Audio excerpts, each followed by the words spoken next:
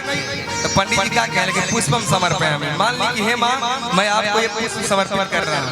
तो मान ली कि अगर हाथ में दिया नहीं थे तो एक बार ऐसे जोत बनाई ना हाथ पे, ऐसे जोत बनाई सब के हो तनी माई खातिर जोत दिखाई भाव से कि बाड़ी आएगी बाड़ी आएगी बाड़ी आएगी हो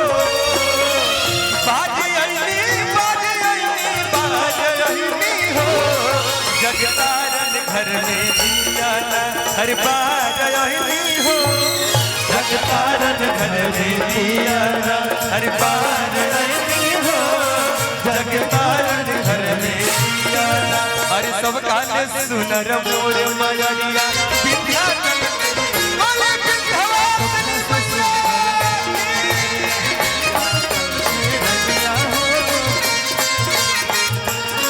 भगवान से कहता लहरे पताका माई ऊंचे रे गगनवा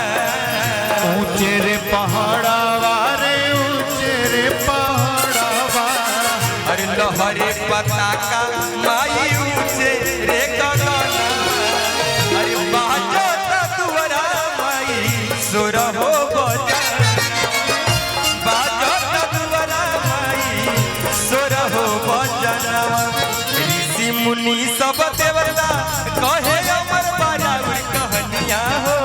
ऋषि मुनि सब देवता कहे अमर बाराउर कहनिया हो सब काले सुनर मोर मयरिया सब काले सुनर मोर मयरिया विंध्याचल के रनिया हो सब काले सुनर मोर मयरिया विंध्याचल के रनिया हो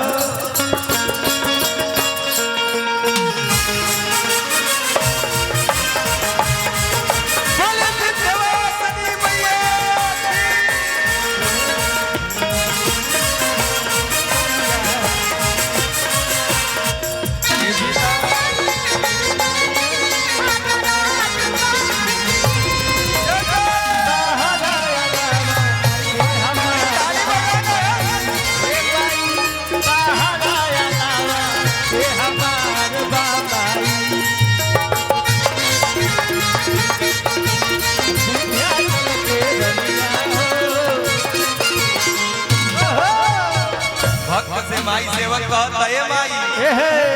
बुधिया के ही बानी पटनारी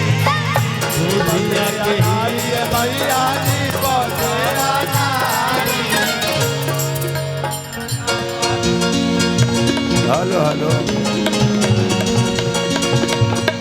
बैटरी खत्म हो गई हो। हेलो हेलो माई के समक्ष दू शब्द बोले कि हमार का औकात माई बोलवावे ली कहता लइका बुधिया के ही बानी पटनारी बुधिया के ही बुधिया के ही अरे गावता भजनिया माई धीरज तिवारी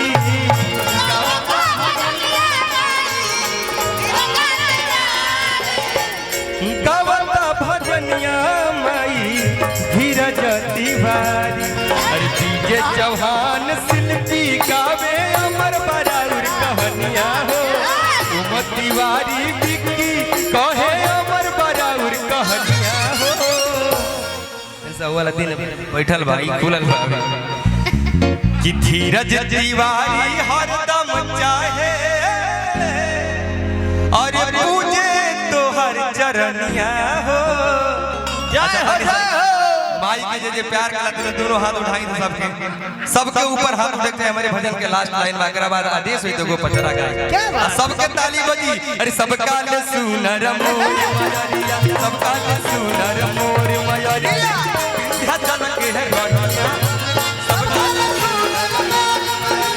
विंध्याचल के रनिया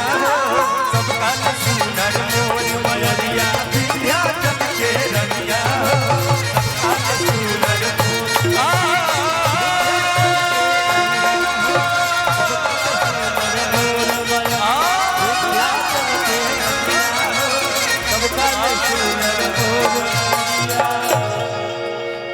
बोले विंध्यवासिनी मैया